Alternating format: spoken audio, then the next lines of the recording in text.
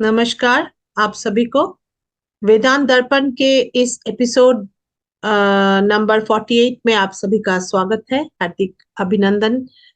मैं स्वागत करूंगी ऋषि गौतम चटर्जी सर का, जो पहले से शुरू एपिसोड 1 से जुड़े हुए हैं और वही स्पीकर है वेदांत दर्पण के। और बहुत अच्छे अच्छे टॉपिक्स पर डिस्कशन हो रहा है कंटिन्यू बहुत दिनों से। अगर आप लोग चैनल को देखेंगे तो मालूम होगा कि कितने सारे अच्छे अच्छे हैं। अभी एक जो टॉपिक चल रहा है, नाट्य शास्त्र भरत मुनि द्वारा कृत नाट्य शास्त्र एक ग्रंथ है, और उसके साथ में उस एस्पेक्ट के साथ में वेदांत की जो एस्पेक्ट है उस पर। तो हम पार्ट 2 में इसमें डिस्कस कर रहे हैं कि किस प्रकार जड़, मैटर जो होता है, जड़ और उसके साथ में नाट्य चेतन। शास्त्र और sir Chetan, Chetan, consciousness. The consciousness and नाट्य शास्त्र, उस पर कहाँ पर आके ये वेदांत को मिलता है। ये द को relation and the inter relation with each other, इस प्रकार से। और कला साधक को कैसे जीवन कैसे जीवन होना चाहिए, नाट्य शास्त्र में क्या कही गई है, इन सब बातों पर क्लैरिटी से सर समझाएंगे।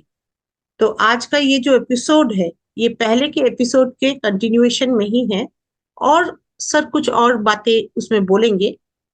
आ, तो सर आप ही से सुनना चाहेंगे इस पर, प्लीज।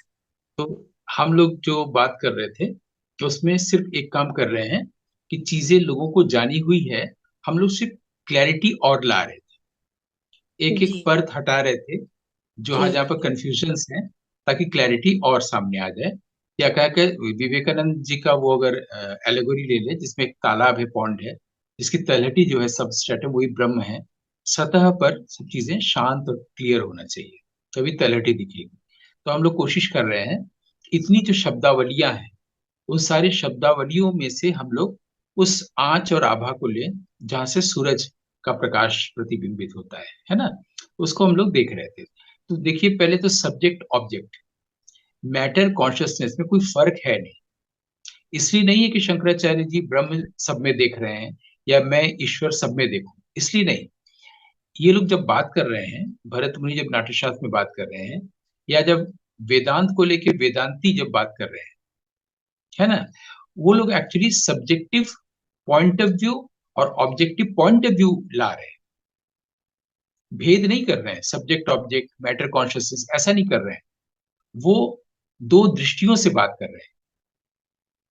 ठीक है। तो जैसे अब ये है कि ऑब्जेक्टिव पॉइंट ऑफ व्यू, तो इसको हम लोग को संस्कृत में या शास्त्रों में कैसे मिलेगा? तो वहां पर लिखा हुआ है पराग दृष्टि। अब जब पराग दृष्टि लिख के आएगा तो हम लोग समझ नहीं पाते ये क्या है। इसके लिए ही एक इंटरप्रेटर की जरूरत होती है एक्चुअली। इसके लिए मीमांसा की जरूरत होती है। तो पराग दृष्टि का मतलब है ऑब्जेक्टिव पॉइंट ऑफ व्यू। और जब हम लोग कहते हैं सब्जेक्टिव पॉइंट ऑफ व्यू, तो उसके लिए संस्कृत में है प्रत्यक दृष्टि। प्रत्येक दृष्टि का मतलब है सब्जेक्टिव पॉइंट ऑफ व्यू। अब भरत मुनि इस तरीके से पूरे नाट्यशास्त्र के दर्शन को हम लोग के सामने रख रहे हैं। जब ये दोनों पॉइंट ऑफ व्यू नहीं रह जाएगा, एक हो जाएगा। ठीक है। तो अब क्या हुआ, जड़ और चेतन वाली प्रॉब्लम सॉल्व हो गई, मिथ्या और सत्य वाली प्रॉब्लम सॉल्व हो गई। दो रहा ही नहीं, पॉइंट ऑफ व्यू है सिर्फ। और वो जो साधारणीकरण या रस निष्पत्ति कर रहे हैं, जहां पर परफॉर्मेंस के भीतर की फीलिंग और ऑडियंस के भीतर की फीलिंग एक हो गई है, सब कुछ ही ब्रह्म हो गया है। यानी कि जो रस आया है ऑडियंस के पास, एज वेल एज परफॉर्मर के भी पास, वो भी रस में निष्णात है। और वो रस में भी बिल्कुल स्नात है। रस में स्नान कर चुका है परफॉर्मर। ऑडियंस भी रस में स्नान कर चुका है, एक ही रस में सब लोग हैं। तो जब जो भी चीज एक होगी, वहां पर जब दो नहीं रहेगा, संयोग हो चुका है, तो वहां पर आनंद होगा ही। तो जाहिर है कि सचित पहले से है, तभी तो आनंद हो रहा है।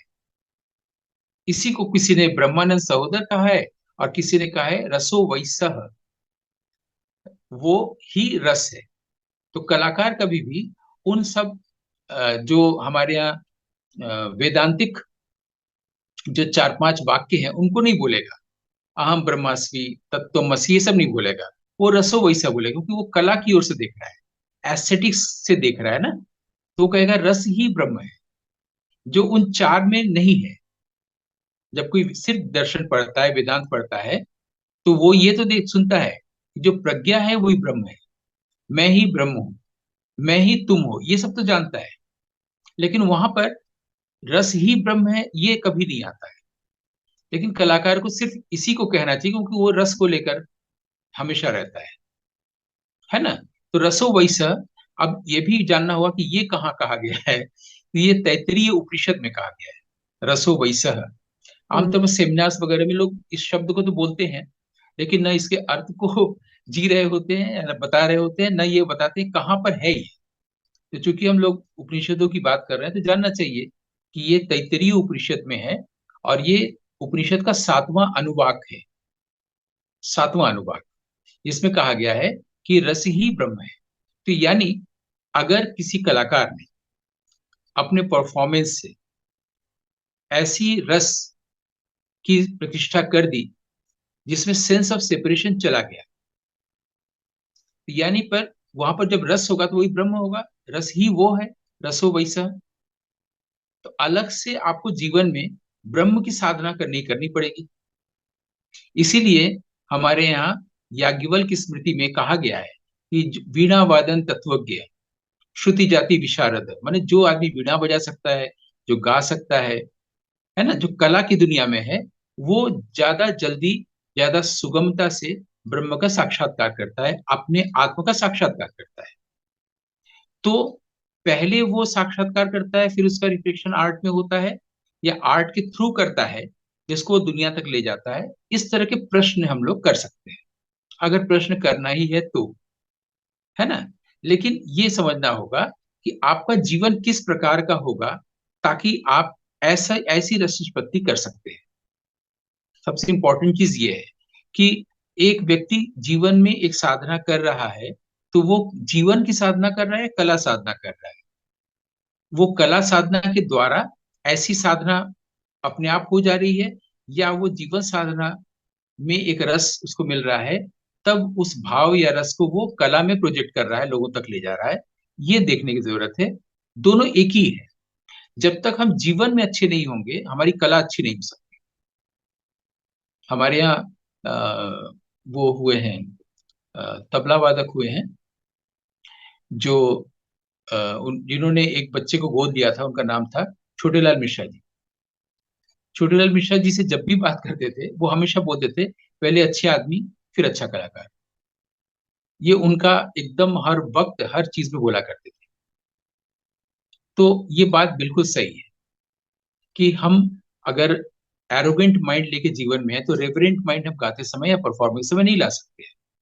श्रद्धालु मन नहीं ला सकते हैं, अगर हमारा मन औद्धत्य से भरा हुआ है, एरोगेंस से भरा हुआ है ना। तो हम लोग को जीवन में भी व्यक्ति वैसा होना पड़ेगा। इसीलिए मैंने कहा था कि ऐसे व्यक्ति का चरित्र या कैरेक्टर हमेशा अच्छा होगा, क्योंकि उसने उस भाषा को छोड़ दिया है जो सब्जेक्टिव ऑब्जेक्टिव यानी कि कंस्ट्रक्टेड लैंग्वेज में सोचता है। यहाँ पर ईर्ष्या है, द्वेष है, डाह है, आदि आदि। जब वो रिफ्लेक्टेड लैंग्वेज में या रिवील्ड लैंग्वेज में सोचता है, तब ब्रेन ही माइंड हो चुका है। रिवील्ड लैंग्वेज में वो कुछ कर ही नहीं रहा है, I am not the doer हो गया है। उसके बॉडी और सेंसेस का उपयोग ब्रह्म खुद कर रहा है। ठीक है, यानी इस स्थिति को प्राप्त किया जा सकता है। लेकिन इसके लिए प्राणायाम करने की क्या जरूरत नहीं है? क्या योग करने की जरूरत नहीं है? क्या ध्यान मेडिटेशन की जरूरत नहीं है? बिल्कुल नहीं है। क्योंकि आदमी ये सारा चीज, अगर थोड़ी देर के लिए कला को अलग कर दे, हम लोग कला पर बात ना करें, सिर्फ जीवन की बात करें, तो पहली बात तो यह है कि जीवन में सत्य या ब्रह्म को चाह कौन रहा है? कोई नहीं चाहता है। सब लोग मेटेरियल गेन की तरफ जाना चाहते हैं, किसी भी तरह से, भले ही सत्य को लेकर हो, भले ही कबीर को लेकर हो, भले ही साईं बाबा को लेकर हो, भले ही अध्यात्म को लेकर हो। हमें नेम फेम पैसा चाहिए, जी। हमको लोग जाने।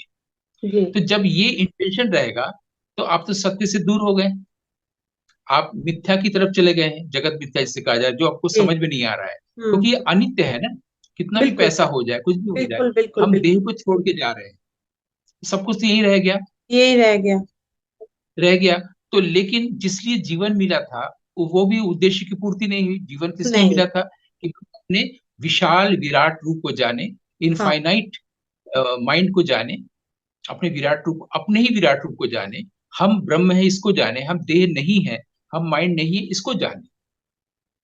बाकी वो रिफ्लेक्ट कला में हो ही जाएगा। तो होता क्या है, जो लोग कला में या जीवन में अध्यात्म की बात कर रहे हैं, वो भी दरअसल अध्यात्म और सत्य चाहते नहीं है।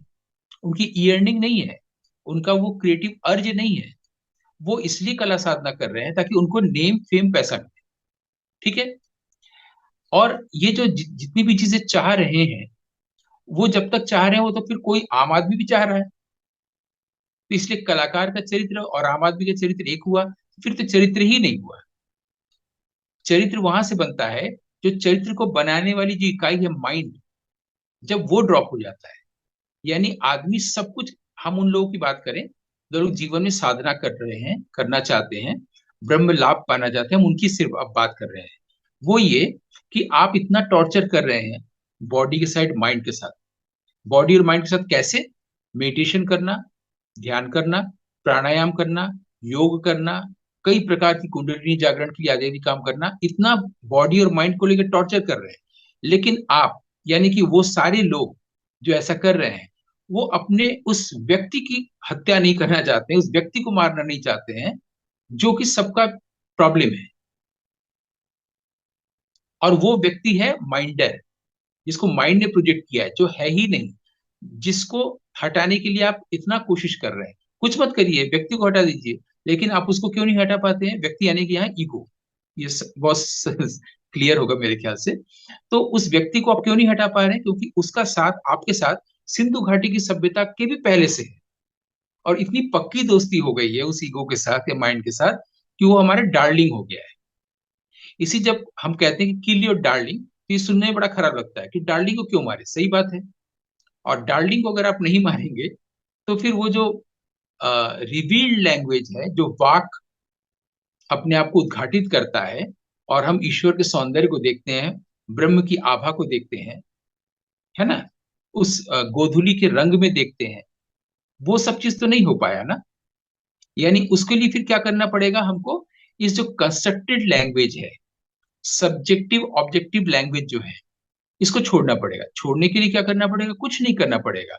बस आप इस व्यक्ति को खत्म कर दीजिए, जिस जो ईगो है, जो इंटेलेक्ट है, जो माइंड है, जो टाइम है। और उसको खत्म करने का बहुत आसान तरीका है, आप प्रेजेंट मोमेंट में आइए पहले। ठीक है। जैसे ही प्रेजेंट मोमेंट में आएंगे, तो आप, थॉट खत्म, माइंड खत्म। जब जैसे आप प्रेजेंट मोमेंट में आएंगे, तो क्या होगा? ये जो माइंड या कॉन्शियसनेस आपका था, एक वेसल की तरह, वो शून्य हो जाएगा। और ये शून्य हो जाएगा, ये इतना एनर्जेटिक होता है। वो शून्य होता नहीं है, वो पैसिव नहीं होता है। ये जो वॉइड है, full of energy, full of dynamism. और वहां पर वाक अपने आप को उच्चार देता है। यानी जब आपको बॉडी स्टिलनेस में है, माइंड स्टिलनेस में है, सेंसेस स्टिलनेस में है, बॉडी पीसफुली है, माइंड शांत है, सेंसेस शांत है, यानी उस शून्य दशा में आप आ गए हैं। बहुत आसान है करना। चुपचाप वैसे हम बैठे हुए हैं, हमारे बॉडी में कोई विचलन नहीं है, माइंड में विचलन नहीं है, हम प्रेजेंट मोमेंट में हैं, हम थॉट में है ही नहीं है। ठीक है। हमको प्राणायाम मेडिटेशन करने की जरूरत नहीं है। और हमारे सेंसेस जो है शांत। जैसे ही वॉइड हुआ, शून्य हुआ, वाक, जो हमारे यहाँ का सबसे ल्यूमिनस वर्ड है, शब्द, ब्रह्म शब्द, यानी पूरी सृष्टि का ओंकार अनाहत, वो अपने आप को उच्चार देने लगता है।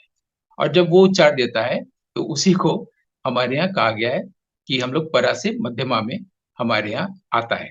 अब मध्यमा से में आने से पहले वो पहले पश्चंती वाक में आता है, जहां से हम इसको देख पाते हैं, हमको एहसास होता है कोई चीज हमारे भीतर रिवील किया। यहाँ से रिवील्ड लैंग्वेज आता है। और जब वो रिवील्ड लैंग्वेज आया, तो उससे हम आर्टिकुलेट करते हैं। फिर उसको हम जो कहते हैं, वो पंचम वेद या नाट्य शास्त्र बनता है। ठीक है। तो जब पंचम वेद रिवील्ड लैंग्वेज में लिखा गया है, तो उसको हम लोग कंस्ट्रक्टेड लैंग्वेज में नहीं पढ़ सकते, नहीं समझ सकते हैं, है ना।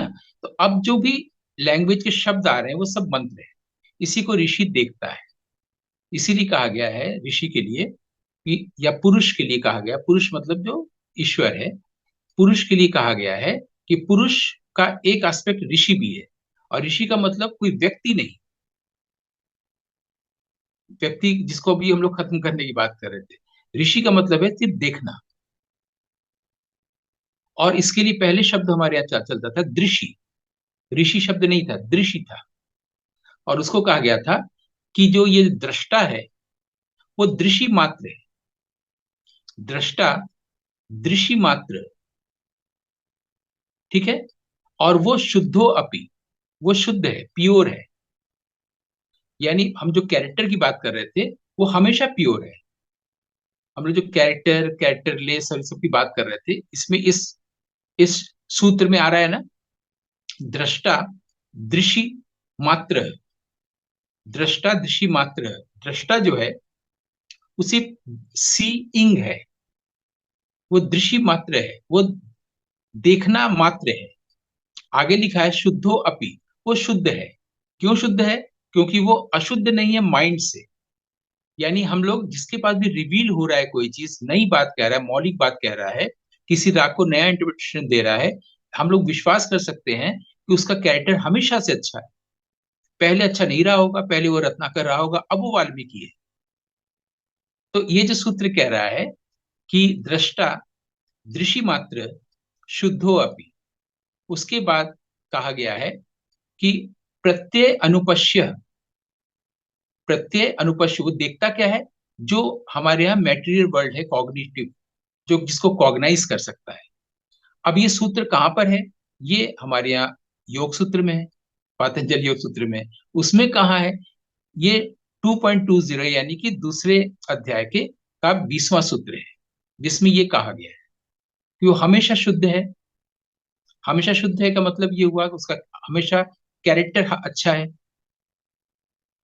कैरेक्टर कैसे अच्छा है? वो देखता है। क्या देखता है? अनुपश्य कहा गया है। अब वो देखता क्या है? वो जो देखता है वो मंत्र है। अब हम लोग जो कहते हैं कि ऋषि मंत्र को देखता है, मंत्र को देखने का मतलब क्या है यहाँ पर? मंत्र का मतलब है जो कुछ भी उसके सामने परावाक स्तर से उद्घाटित हो रहा है, ठीक है। जो भरत मुनि ने देखा और उसको ब्रह्मा कहा, उसको नाट्य कहा, ठीक है। ये भरत मुनि को दिखाई दे रहा है क्योंकि वो मुनि है, वो ऋषि है, उनको दिखाई दिया मंत्र।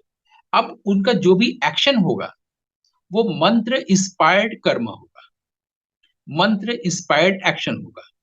हम लोग जो कर्म करते हैं वो माइंड मोटिवेटेड कर्म होता है, इसलिए वो कर्मा हो जाता है आजकल की भाषा में। फिर उसका कर्म और कर्मफल और लॉ ऑफ कॉजेशन में हम लोग आ जाते हैं।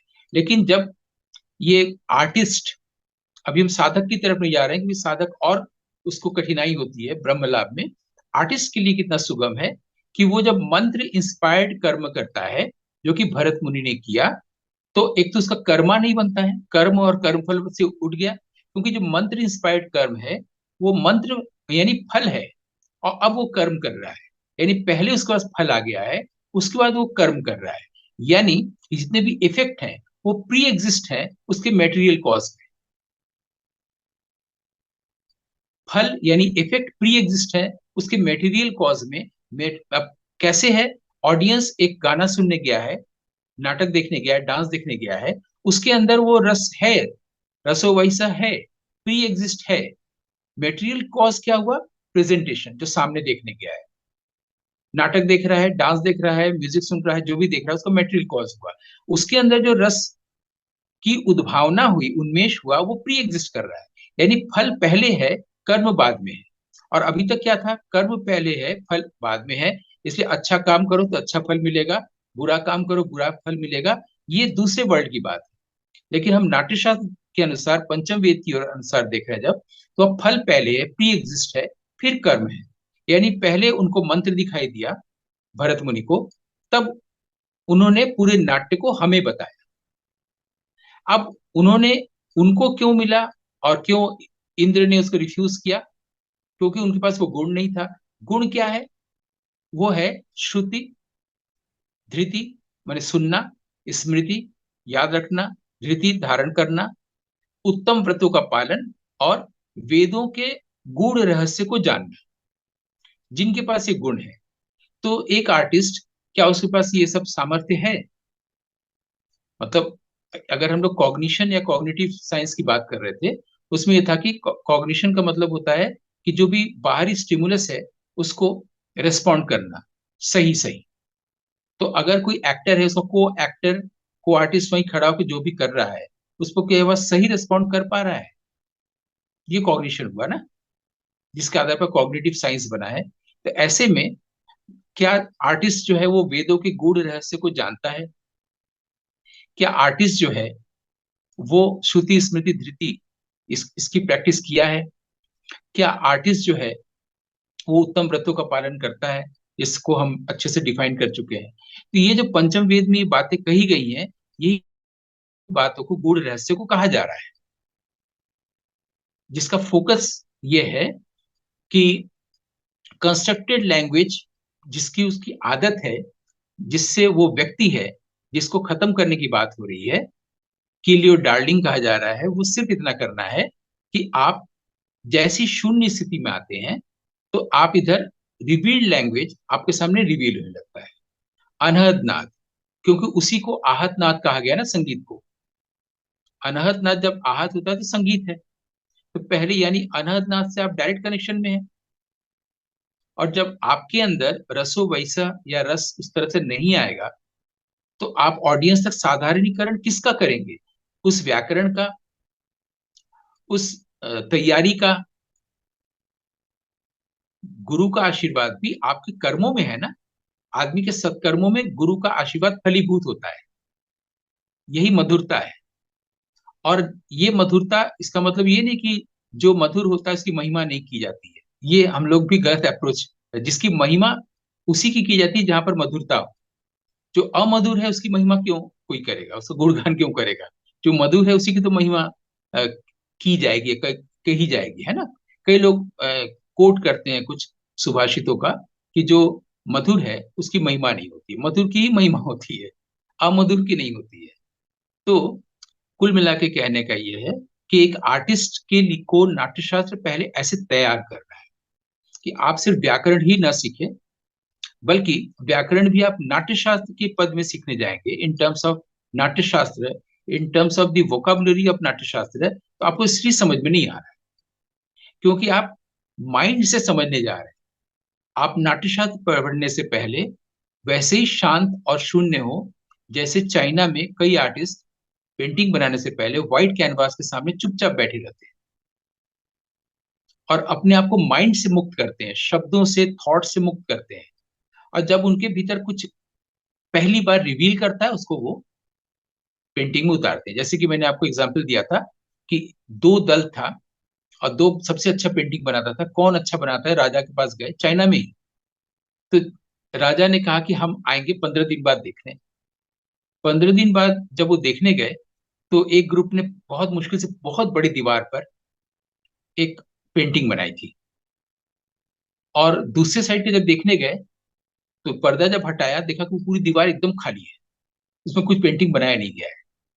लेकिन ये जो पेंटिंग बनी है सामने, उसका रिफ्लेक्शन उस पर पड़ रहा है और वो ज्यादा अच्छा लग रहा है। तो इधर के आर्टिस्ट ने क्या किया था, उसने सिर्फ दीवार को साफ किया था ताकि जो पेंटिंग है उसका रिफ्लेक्शन खूबसूरत पड़े। यानी मन को साफ किया था ताकि ईश्वर का दर्शन, ईश्वर का रिफ्लेक्शन साफ पड़े, है ना।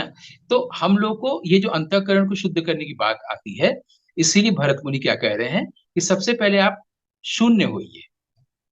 अब वो शून्यता उन्होंने बुद्ध से लिया था या वैदिक ऋषियों से लिया था, ये मतलब नहीं है, क्योंकि वो खुद ही घोषणा कर रहे हैं कि वो चार वेदों के आधार पर ऐसा उन्होंने किया है। और ये भी कह रहे हैं कि ये जो नाट्य शास्त्र है, नाट्य वेद है, शुरू में नाट्य वेद आया, फिर नाट्य शास्त्र शब्द आया है, और शुरू के 10-12 कारिकाओं तक ब्रह्म निर्मित आया है, ब्रह्म निर्मितम, बाद में ब्रह्मा आया है ना।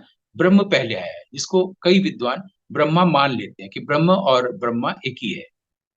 वैसे तो एक ही है, लेकिन ब्रह्मा हम लोग माइथोलॉजिकल एक फिगर है जो चीजों का सृजन करता है, लेकिन ब्रह्म वो है जो सबके लिए एक ही तत्व है, सच्चिद आनंद। ठीक है। तो भरत मुनि यहाँ से आरंभ कर रहे हैं और कह रहे हैं ये जो नाट्य वो क्या है, मैं कैसे पंचम वेद की रचना कर रहा हूँ, सर्व शास्त्रार्थ संपन्नम सर्व शिल्प प्रवर्तकम नाट्याख्यम पंचमम वेदम से इतिहासम करुम्य। ये पहले अध्याय में क्लियर कर रहे हैं। सर्व शास्त्रार्थ संपन्न, हम लोग शास्त्रार्थ के मतलब भी एक रूढ़ सा इमेज बना लिए हैं, जैसे दो पंडितों में झगड़ा होता है शास्त्र और ज्ञान को लेके, विद्या को लेके। आओ तुम मुझसे शास्त्रार्थ करो, हरा दोगे तो मैं तुम्हारी ऐसी सेवा करूंगा। या विद्योत्तमा ने कहा जो मुझसे शास्त्रार्थ करके पराजित करेगा उससे मैं विवाह करूंगी। ये सब कहानियां बनाई हुई है और ये बहुत कंफ्यूजन लाती है। शास्त्रार्थ मतलब शास्त्र का अर्थ बहुत सीधा है, इसका यथार्थ भी यही है, तत्वार्थ भी यही है। शास्त्र का अर्थ, अभी हम लोग नाट्य शास्त्र का अर्थ ही देख रहे हैं। तो वो कह रहे हैं सर्व शास्त्रार्थ संपन्नम, सभी शास्त्रों के अर्थ से संपन्न है ये नाट्य शास्त्र। सर्व शास्त्रार्थ संपन्नम, सर्व शास्त्र अर्थ संपन्नम, संस्कृत कितना आसान है। सर्व शिल्प प्रवर्तकम, सभी शिल्पों का इसमें प्रवर्तन है। यानी कि जब हम लोग बोलते हैं की नोट एड्रेस, तो उसको हम लोग हिंदी बनाते हैं बीज वक्तव्य, ऐसा है नहीं, विषय प्रवर्तन पहले से कहा गया है। स्टार्ट करना, प्रवर्तन, सभी शिल्पों का इसमें स्टार्ट है, प्रवर्तन है सब चीजों का, सारे शिल्पों का। फिर है नाट्याख्यम से इतिहासम, इतिहास के साथ, वो हिस्ट्री नहीं है इसमें, सब जितने इतिहास काल की, जैसे रामायण महाभारत सब कुछ, हालांकि तब रामायण महाभारत नहीं हुआ था, उससे पहले का भरतनाट्य शास्त्र है, बुद्ध के बाद।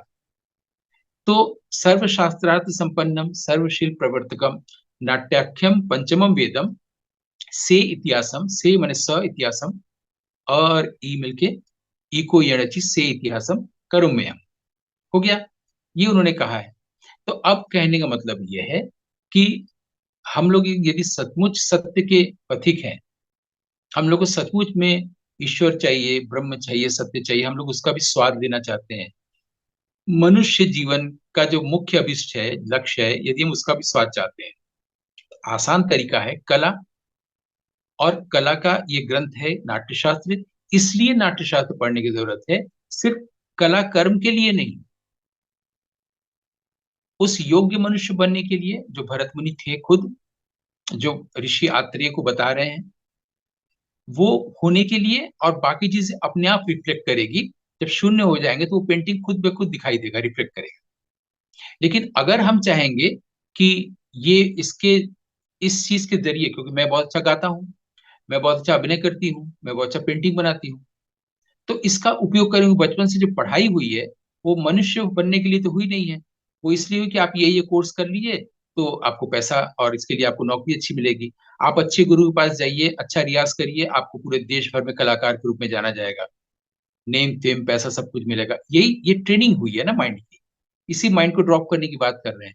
इसमें भी मध्यकाल में एक कारपेंटर हुआ है, तो बहुत अच्छी कहानी है, बर्गमैन ने सुनाई थी कि वो पेंटर बहुत बड़ा पेंटर था, और वो मध्यकाल में किसी राजा ने के पास से उसको ऑफर आया, राजा ने ऑफर किया कि एक बहुत बड़ा मंदिर राजप्रासाद में बनने जा रहा है, राजप्रासाद जो है उसके बगल में, तो उसको उसको बनाना है। अब वो उस मंदिर, उसको बहुत खुशी हुई, इतना बड़ा चीज काम मिला है, वो उसको बनाने लगा। तो मंदिर नहीं बनाना था उसको, उसको बेल बनाना था, घंटा मंदिर का। अब वो बेल बनाने में लग गया, क्योंकि उसमें वो दक्ष था, निपुण था, निष्णात था, उसको उसको वो बनाएगा तो सबसे अच्छा बनेगा ही। और बनाने लगा, और जाहिर सी माइंड एक्टिव होता है, ये सोचने लगा कि इस मंदिर में जब ये बेल लगेगा कितनी लोग प्रशंसा होगी, मेरा कितना नाम होगा, पूरे विश्व के लोग देखेंगे और हम हमेशा के लिए हम अमर हो जाएंगे। जब तब तक वो बन गया, देखा कि बहुत बोगस बना है वो, उसने उसको सब नष्ट कर दिया और फिर से बनाना शुरू किया। और फिर कुछ ना कुछ माइंड एक्टिव होता है, ये सोचना शुरू किया, ये जब हो जाएगा तो राजा मुझे इतनी मोहरें देंगे, उससे मैं ऐसे ऐसे करूंगा, एक स्वर्ण की जो मोहर होता है वही इतना ज्यादा होता है, मेरे पास कितना पैसा हो जाएगा, तब मैं इस घर को छोड़ के ऐसा एक मैं भी छोटा सा प्रासाद बनाऊंगा। फिर करते करते सोचते सोचते देखा, जब बेल बन गया तो वो भी फिर बोगस खराब बना था, फिर उसे नष्ट कर दिया। फिर उसे सोचा कि क्यों खराब बन रहा है मेरे पास, साथ तो एक पहली बार में सुर लग जाता है, कि बेसुरा क्यों हो जा रहा है। ओ, मैं पैसा और नेम फेम के लिए सोच रहा हूँ, इसलिए ऐसा हो रहा है। भगवान का काम कर रहे हैं ना मंदिर का, तो ईश्वर को मन में रखे। अब वो ईश्वर को ध्यान में रखते हुए बनाने लगा, बेल फिर खराब बना, और फिर उसने उसको नष्ट किया। और अब की जब बेल बनाने लगा तो सिर्फ बेल ही बनाने लगा और बहुत अच्छा बन गया। अब वो ईश्वर के बारे में भी नहीं सोच रहा है, उसके लिए भी डिजायर नहीं है, पैसे के बारे में भी नहीं है, फेम के लिए भी नहीं है, वो सिर्फ बेल बना रहा है। सुर लग गया। तो जब जो आदमी जो काम कर रहा है, फिल्म बना रहा है या नाटक लिख रहा है, पोएट्री लिख रहा है, सिर्फ वही करे ना। एक है साधे सब सदे। तो इसमें एक जो है वो ढाई आखर है। हम लोग ढाई आखर में प्रेम समझते, कबीर को फुल स्टॉप करके बंद करके रख देते हैं किताब। हम लोग ये नहीं समझते, ब्रह्म को साधने से सब समझता है, माइंड को साधने से सब समझता है, सात चीज सद जाती है। वो सिर्फ प्रेम वाची ही नहीं है ढाई आखर, वो ब्रह्म है और ब्रह्म ही प्रेम है। तो क्या हम लोग प्रेम को ब्रह्म की कोटि में देख सकते हैं? क्या हम लोग प्रेम को ब्रह्म का सम्मान देते हुए प्रेम कर सकते हैं? क्योंकि जब भी करना आएगा यानी वहां फिर माइंड आ गया। अब इसको भी हम लोग सुनने वालों को पकड़ा सकते हैं, एक छोटा सा सूत्र, कि जब भी सोचना होगा तो यानी माइंड है, सोचना यानी कि करना, नहीं सोचना यानी नहीं करना। क्योंकि हम जब सोचेंगे कि अब ये एपिसोड पूरा करने के बाद मैं ऐसा करूंगा, ये सोचे तभी तो करने जाएंगे। आप देखिएगा जब भी कोई व्यक्ति सोचता है, थिंकर होता है, कर्ता भाव आ जाता है, आई एम द डूअर आ जाता है, वो करने लगता है। जब भी थॉट नहीं होगा तो आई एम द डूअर नहीं रहा, माइंडर नहीं रहा, करना नहीं हुआ।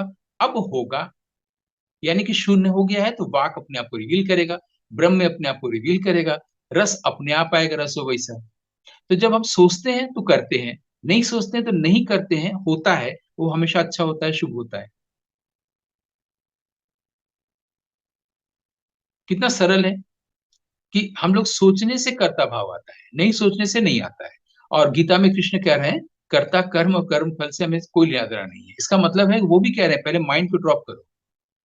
न जी कर्तृत्व न कर्माणि लोकस्य सृजति प्रभु, न कर्म फल संयोगम स्वभाव वस्तु प्रवर्तते। कर्ता कर्म फल से हमारा कोई मतलब नहीं है। यानी कृष्ण तब रिवील करेंगे आपके सामने जब कर्ता कर्म और कर्मफल नहीं होगा। कर्ता जब कबीर सूर मीरा के पद नहीं गाएगा, क्योंकि तू करता हो गया। मैं कबीर का पद गाऊंगा, मैं कबीर पर एक बहुत बड़ा कॉर्पोरेट सेक्टर में प्रोग्राम करवाऊंगा 1,000 का टिकट रख के। ये मैं कर रहा हूं ना, क्योंकि मैं सोचा, पहले सोचा, डिजाइन किया प्रोग्राम, फिर मैं कर रहा हूँ, इतना पैसा इन्वेस्ट किया, करना आ रहा है ना। लेकिन जब आप ऐसा नहीं करेंगे तो होगा, तो फिर आप अपना पद सुनाते हुए चलेंगे रास्ते में। जी जी जी, बिल्कुल सर। ये बहुत ही, मतलब कोई शब्द नहीं है, आपने इतनी क्लैरिटी से इसको समझा दिया है। और अगर पूरे विश्व में, मैं भारत की बात ही कहूंगी, अपने देश की, कि नाट्य शास्त्र तो इसी देश में लिखा गया था, रचना इसी देश में, इसी भूमि में, इसी माटी में हुई थी। अगर हमारे देश के कला साधक इसके कम से कम 5% भी मान के चले, इस टोटल व्याख्या की या जो भी उस पुस्तक में है, मुझे लगता है सर, मेरी व्यक्तिगत, मुझे ऐसे फीलिंग होता है कि भारतवर्ष की कला बहुत आगे और बढ़ जाएगी, जो इसकी एक्चुअल वो है, सिर्फ 5% भी। और अगर 95% करे तब तो और आगे 100% हो जाएगा। मैंने इस प्रकार से, ये बहुत बहुत जरूरी है आज के अ, तारीख में हमारे देश के लिए। तो बहुत बहुत धन्यवाद सर आपका। और बस अंत में एक लाइन पढ़ूंगी इसमें से, इस एपिसोड में, क्योंकि ये नाट्य शास्त्र पर है, कला के ऊपर में है। तो स्वामी विवेकानंद जी खुद एक बहुत बड़े कलाकार थे। उन्होंने कई बार इस अपने मन की बात बोली थी कई जगह, कि अगर मैं सन्यासी नहीं होता तो एक कलाकार ही होता। क्योंकि पखावज बजाते थे, ध्रुपद गाते थे, ये था। Second option for him was only to be an artist only. तो उसमें उन्होंने लिखा था ये, मैं कई उनके जो कंप्लीट वर्क्स है उसमें है, उसमें से छांट के मैंने कहीं रखा था उसको। तो उसमें एक लाइन है, music is the highest art and to those who understand is the highest worship. अर्थात सबसे बड़ी जो पूजा है दैट इज म्यूजिक, संगीत। बहुत बहुत धन्यवाद सर, आभार आपका इस एपिसोड के साथ में।